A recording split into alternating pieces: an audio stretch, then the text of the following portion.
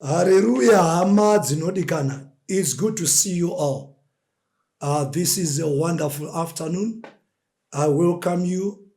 Marokropa Fadzei, Marok Komborel, wherever you are. I would like you to understand that we are praying for you.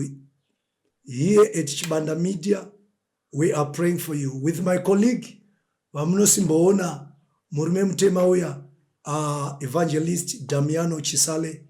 Together, we are praying for you because we love you. This wonderful afternoon, I have a small teaching that I want to share with you. Galatians chapter 6, verse 7. I shall read. Don't be deceived. God is not mocked. You always reap what you have planted. Musanyengedzwa, Mwari havasekwe. Icho chinodyara munhu ndicho chaanokohwa. Ndigere kunzwa vanhu uye angaite mashura kunzwa kuti vanhu vadyara nzungu, but munda wofuma wakazara nyimo. Vanhu votogondokohwa vachiti takadyara nzungu, taakundokohwa nzungu, but vosvika munda wakadyara nyimo. Anoita mashura. Panapa ndo pataurwa naPaul achinyora tsamba kuvaGaratia. Akati imi vaGaratia ndoda kuti munzwisise. Mwari uyu haasekwe. Zvamunogoda kuita mutsimba kana mapitse naye. Uyu akatambira nenyika uyu haasekwe. Sanyengedzwa. Safarise. Nekuti chese chaunodyara unochikohwa chete. Urikuona kuti Esau akabirwa udangwe naJacob. But Jacob paanoenda kwa Labani akanotanga kutsotswa naLabani, achitsotswa pamudzimai wake. Paaifanira kupiwa Rachel waashandira 7 days. Ziso rakavhurika kudai kuti inini ndiri kushandira bhebhi randiri kudai. But munyika yemweya yange yakatorejestwa kuti murume uyu pane chaakadyara. Paakabira Esau udangwe epo paya aitodyara. Saka chese chaakadyara achakohwa. Paakundochata usiku achifunga kuti apiwa Rachel, akawana siri Rachel. Mangwana makusina akafuma ari Leah. Kuti shoko raJehovha rizadziswe. Kuti kana wakadyara chakanaka, chakanaka chose chawakadyara uchachikohwa. Safunge kuti ukabata vanhu rafu. Ariko vanhu vanobata vanhu rafu. Izvezvi so undori nevanhu iwewe vaunobata unovabata rafu. Kana uri bosi kubasa kwako hauvape masalari avo. Zvinogona kutadza kuitikira pamuri, but vana vako vachakohwa. Zvauri kutodyara izvezvi zvinogona kukohwerwa pavana vako. Saka musanyengedzwa nekuita zvakaipa muchifunga kuti zvinopera zvakadaro. Chakohwa. Izvezvi so tinotori nevanhu vari kutokohwa zvavakadyara. Vana marriage yanetsa. Vana vangu havasi kuroorwa, vana vangu vari kungomitiswa. Check your record. Pawakanga uri jaya iwewe, kwanga usingaiteka chimitisa uchiramba uchimirizika uchitaura kuti memba hezi yangu iyi, handiwairamba. vana ene zvinobva zvaita Jehovha vanobva vakupa vana vasikana avoka uri kutambura uchiti vana vangu havasi kuroorwa. Aiwa, muri kukohwa chamakadya. Vaya vanasikana vaya vamaimitisa muchiramba muchivati bvisa mimba vako izvezvi vati bhizi kusotora mimba vako izvezviso vari kusotora mimba. Wotenderera machechi. Aiwa, hakudi kutendererwa machechi. Check your record. Pawakange uri jaya, sister, mama, makura ka izvezvi, maane vana vasikana izvezvi, maibuda muchijamba heji, muchijamba juraho, muchibuda pakati peusiku, muchidzoka kumba nguva yamunoda. Vabereki vachidoedza kuti usadaro kanikeresenzi ya naiwe my day wadii kudzika mahande uchiramba. But izvezvi mapera makura mapera manje maanawo vana vasikana ivavo vari kunyatsokuita exactly zvawaita.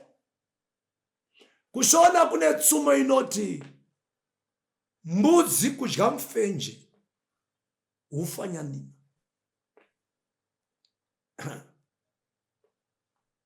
Musanyengedzwa, musafarise. Marambiro aunoramba kubhadhara zvikwereti. Ukakwereta vanhu hauvape, haudzoseri. Ukakwereta unenge uchitiza, uchisinika, uchinyepa, uchikwereta, uchitiza, uchisinika, uchiramba. Akakufonera uchiblutika, akakufonera usikadaire foni, uchiisa pako uchiita zvaunoita. Zvimwe chete izvozvo zvichaita Jehovha ndezvekuti uchakweretesa umwe munhu mari yakareba kudarika yawaikwereta iwewe. Ende panouya munhu kuzokwereta hautombofungire kuti munhu iye achakuvhara. Paunoda kuzomubata kudai haachabatika. Pawakutanga kumufonera kudai liga mashtariti. Foni yakuti liga mashtariti chiputukezika. Kuti call again later. Liga mashtariti. Pairi kuzi liga mashtariti. Munhu akutoedza kutokutiza. Ende ari kukutiza nematiziro awaita vamwe vanhu vakakwereta iwewe. Ndava masvika panguva yekukohwa chamakadyara. Ani kubatsirei. Musanyengedzwa. Sambove zveni makafarisa muchizvitutumadza. Chese chakaipa chauri kudyara uchachikohwa. Bata vanhu rafu. Izvezvi so izvezvi nditeerere. Hausi kuchengeta mubereki. Mubereki wako akarwara hana yakwairove. Mubereki wako anotambura kumusha. Iwe uriko kudhorobha. Hautumire kana $5. Zvauri mabatiro auri kuita mubereki wako iwayo. Iwayo mabatiro uri kutodyara. Handiti unawo vana vari kukura. Mubereki wako ndingachiti dai ndambouyawo kudhorobha ndambogarawo 2 days. Ndamboonawo TV, ndambogarawo magetsi. Yonongosvika kuti munosiyirani kumusha iwoyo. Garai kumusha munosiyirani musha iwoyo. Muri kudyara. Makura vana ndo pavanenge vakuti mudhara dhorobha richaita kuti mugare muno. Madi mandogara kumusha. Avo vanenge vakura manje amai vakuti vana vakuti moms zvakuda kuti muchingondogara pamusha so chifudza mbudzi. Ende kana waenda kumusha havakuteveri. Vanotendera Mwari kuti udyare ukohwe zvawakadyara. One way or the other. The law of seeding and harvesting shall remain. One way or the other. Unogona kutadza kudyara izvezvi, kukohwa izvezvi. But pazvima generations zviri kutevera after you. Anditi wako kuchechi unoenda kuchechi. Kazina lead pastor wako ita chakati. Unenge uchizvitutumadza. Muri kutodyara. unotoda kuti lead pastor wako atanga akufonera kuti kurumidzai kuya kuchechi muzoita dheko, kurumidzai kuya kuchechi muzoridza marimba. Munotoda kutanga mafonerwa. Apa iwe unenge une calling wakadanwa naMwari. Anditi unotoenda kugomo usina kuudza mufundisi wako. Uchitoti aiwa ndakadaona naMwari, Mwari ndiwe munhu wese. Mwari ndiwe munhu wese, but as long there is seed planting time and harvesting time, uchakohwa chete. Ende Mwari ndopa wachakudana kuti nguva yakwana chiuya muushumiri wandakakudanira uri kuchechi kwaNhingi kuya. Ende Mwari vanokupa zvivana zvakafanana newe, zvawaita uri kuchechi kuya. Ndozivana zvaunopiwa naMwari, zvekuti zvingofuma zvichingoronga zvimaprayer group. Zvinozati apostle prophet tanga taenda kugomo nana sister Nhingi nana brother Nhingi kunonamata. Zvawaita pawakanga uri kuchechi kwawaitungamirwa, but wakatadza kungosubmita, ukatadza kungozviisa pasi, ukatofunga kuti kutsurwa kwawaitwa paya aiwa vaikubatirira, aiwa zvavaita paya vanga vaine majerasi nekuti nini ndainzwa mari ndakaprofita paya Mwari vakafamba. Gambisirwa Mwari vakazvitendera, Mwari vakakushandisa, zvikatofamba, nyasha dzikaburuka, vanhu vakatopupura kuti aiwa taitirwa zvakanaka.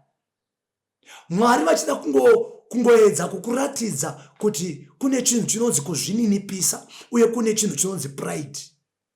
Pati wakabva wasimudza manje mapapiro kati nini I am better than your pastor who mentored you. Ende Mwari vachakupa zvivanhu zvakafanana newe. Be stubborn. As long uchidyara uchakohwa chete. Ndaigara pandakatendeuka kare kai. Ndakatendeuka 1998 paCrusade Ambassadors for Christ yaitungamirirwa na Abel Sande patende. Kare kwaitwa maCrusade ematende aya ekuti crusade kwaita maCrusade ariko mazivana ekuti crusade inongonzi 2 days yatopera. Yairohwa 3 months paine tende rakakakwa pachirohwa church planting. Pane umwe murume vakuzayo jezvezvi vaitwa Pastor Point, vaimba karyo kekuti muchakohwa mukoma, zvamunogara muchimitisa vana vevamwe muchakohwa mukoma. Anditi izvezvi hanzvadzi yako yakaroora izvezvi, hanzvadzi yako but hausi kutoda muroora utotadza kutogara pamusha. Akangonzwa kuti teteronika vasvika, muroora hana yake inorova, anoshaya kuti omira papi oita sei. Unototyiwa nevaroora, madzimai ehanzvadzi yako, muri kukohwa. Chamuri kuita ichocho mukudyara, but muchakohwa. Muchandoroorwa pamuchaenda. Ende uchasvikosangana nehanzvadzi yemurume wako ane kaliba yakaita seyako, yekuti hauridye sadza, haurare. Ende hanzvadzi yacho iyoyo ila anenge achitoziva magirlfriend ehanzvadzi yako. Zvawaita uchiitira hanzvadzi yako achitadza kuva nepeace nemudzimai wake nekuda kwako, the very thing is going to happen to you. Chako anda musikuendesa vana kuchikoro, muchipedzera mari kumahure mabhishu. Pana pambotora zvemabhishu, pana mabhishu. Ende mabhishu acho anenge achitaura kuti mari varume vanenge vatadza kuchengetwa nevakadzi tinorova. Ende vanenge vachitaura neconfidence, vachazati hana dzavo dzisingarove, havasi kumbovhunduka, havana chavari kutya. Vanyatsokuzva kuti ukatadza kubata murume wako tokuhwapurira. Ende vachihwapura, iwo ndio musoro paunongochomesa musoro. The very thing that is going to happen to you, zvinhu zvaunenge wakadyara. Saka Pauro akutaura kuti varume tingafarise tigoita yese yatinoita, Let us not forget about the seasons. The season to plant will give us the season to harvest. Though there is a time frame yekuti chawadyara unochimirira kuti chigeminate, chikohwe, chisvike, chitungire, chiputike, wozokohwa. Izvo zvinoita kunge pasina zviri kuitika. Uchibata vanhu rafu so, uchibira bhosi, ivaona vachiti mbudzi inodya payakasungirirwa chiba. Haiwa, mbudzi inodya payakasungirirwa. Ndakamboitaura ndikati kanzwa munhu achiti mbudzi haisi language inotaurwa nemaChristians. Kuti mbudzi inodya achibira bhosi, mbudzi inodya payakasungirirwa achiba. Until company yadzika yaparara. And he is the first person angati hakubasa kwedu zvadhakwa. Hakuna chiriko mazano, zvadhakwa. Macho anga vasina kuromba here, vanenge vakakaromba vaya. But iye akanga kuti aidya payakasungirirwa, achiti mbudzi inodya payakasungirirwa. Ende zvazvinoita Mwari vachakupa grace dzekundoita yako kambani. Izvozvo Mwari havapotse manje. Ndo zvavanogona. Jehovha kuropafadza zvavo vanhu vanonyatsokuropafadza. Kana vakuropafadza vanongo make sure vongotarisa pasizeni yawakadyara, pawaiti mbudzi inodya payakasungirirwa waidyara. Wazoita yako kambani, wakuchikohwa zvose zviya zvawaidyara. Uri kuona kuti Jacob paakatiza, Jacob paakatiza abira Esau dango, wazvaita haana kuziva kuti achandovharwa kumberi. Vhara unongoti paZimex mopaipa uchitanga wakangwara-ngwara so, uchihwapura uchivhara vanhu, uchitangangwara, ukabva uenda papost office, ukabva wobva uyo wakuna first, wabva uyo tubu, tucha, wakuna fourth, uchivhara. Uchavharwa paunenge usingafungire. Ende munhu achakuvhara anyatsokupa confidence, onyatsokuencourage muzvinhu zvaarida kukuvhara. Kana wakambovharwa, cheka kwawakabva, hauna kuvharwa here. Handiti hamuite kudani vakadzi vanhu. Mune mbiri munotoziva chibaba. Because chibaba nde. Big up chibaba. Chibaba chekunzi watora warara nevakadzi vevanhu. Ende zvazvinoita musi waunodyara. Ndinotaura toshona yakadzika pana. Wako uchanyatsomuona vari paaction. Handiti vako inenge iri history. Manzwira yakaimbwa nababa Ashera kuti manzwira itai mashoma. Yako inenge iri manzwira. Vana chikocheza baba upapa mufesa udani mukadzi wanhingi. Amufesa udani achabasa udani vakadzi vanhu. Wako manje uchamuona aine mumwe murume wausingafungire. Wekuti iwe wacho ukazvitarisa unoti akomana I am better. Kumudzimai wangu anga ashaya chiko. Zvaari kurara nemurume uyu. Koini chii chandisina panapa aiwa. Haisi nyaya yekuti chii chamusina. Inyaya yekukohwa chamakadyara. Pamakarara mukadanana navakadzi vavanhu. Munochikohwa chete. Hauna kwaunoenda. Iyo yekuti udani vakadzi, unodani varume vevanhu. Wapedza udani varume vevanhu. Wozo ende zvanangotaura kuti zvinongozoita Mwari vanokuropafadza. Haiyo itsika yavo. God will find you a perfect husband.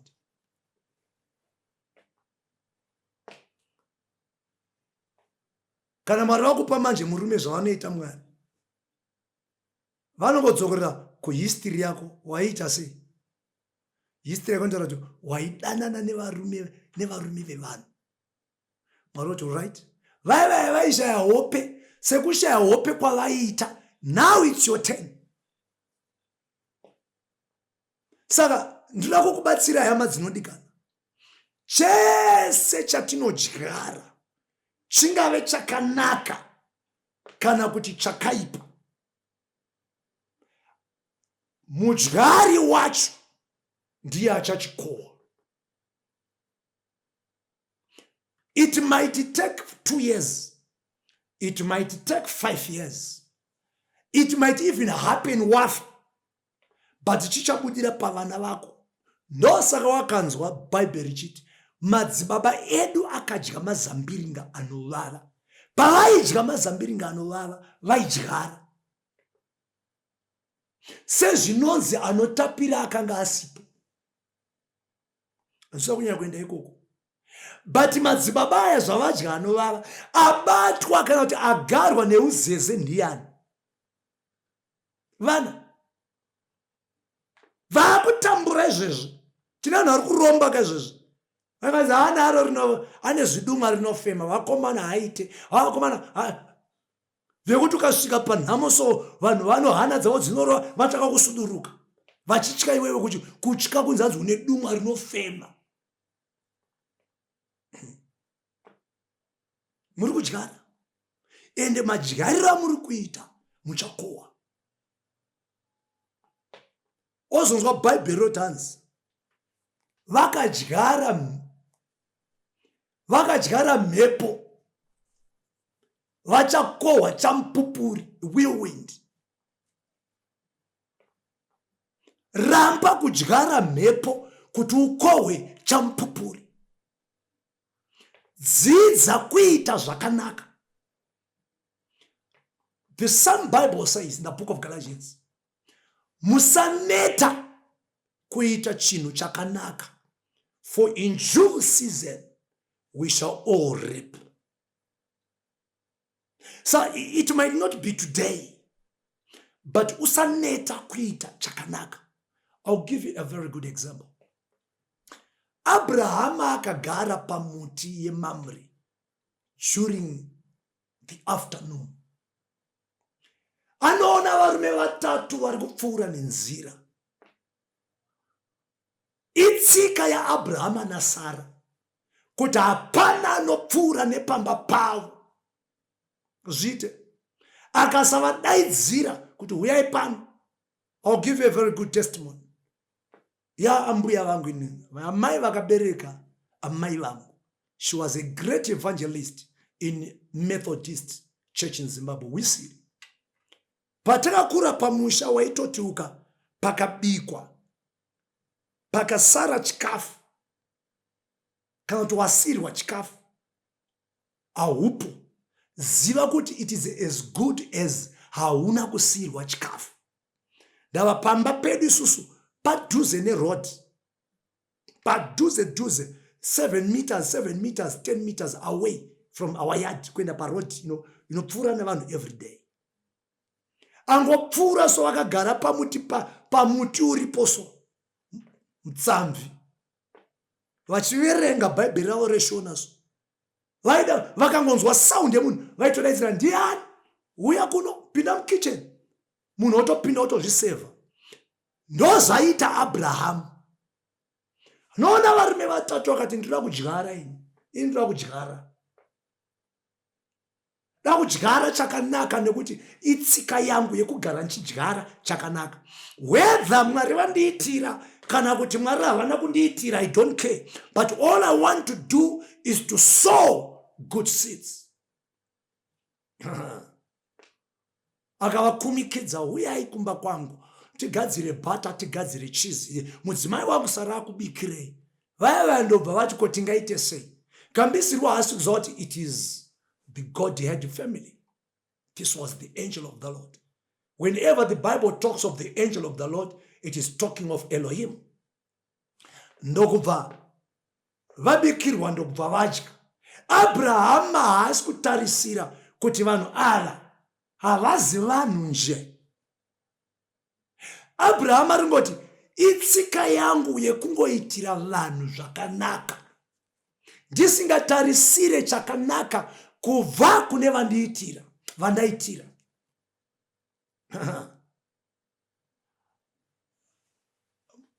The angel of the Lord said to Abraham, where is Sarah?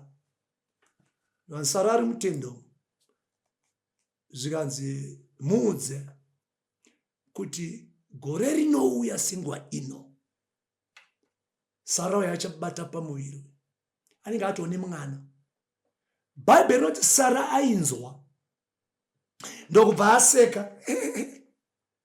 Ndobva kuzvinzi waseka zvikazanjira aiwa waseka. Is there anything too hard for God? Zvawaseka, is there anything too hard for God? Gambisi wa Sodom neGomora rine hama ya Abraham anonzi Lot.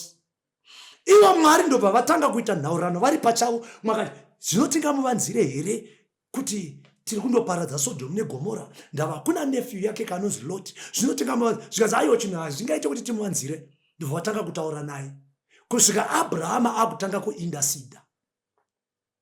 Nyaya yese yemwana yeSodom neGomora zvakuchitanga kutaurika nekuti kune munhu anonzi Abraham aita chakanaka asingatarisire kudzorerwa nevanhu vaaitira.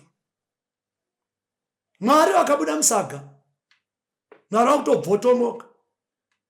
Kwavabva uko havana kubva vachiti tichaite pfuura paAbrahama tozodya tozomuudza kuti kuchaitwa mwana kana tazodii it was not in the plan. Don't forget kuti muchinda ari kudenga anga akatotsamwa tsamwira Sodom neGomora. Saka ane hasha, but pavakangoitirwa zvakanaka naAbrahama, murume ane tsika yekuita zvakanaka nguva dzose, vakati chinhu chatingamuvanzire.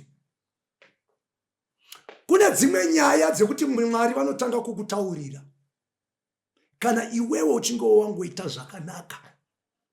Dzidza kuitira vanhu zvakanaka. Waza kombi nokwira kombiso mahwida agonetsa umwe munhu angati angonzi kwira nemahwindi. Uda kuenda kuchitungwiza obva ati kuna hwindi ndire 50 cents, ipo panoita dhora.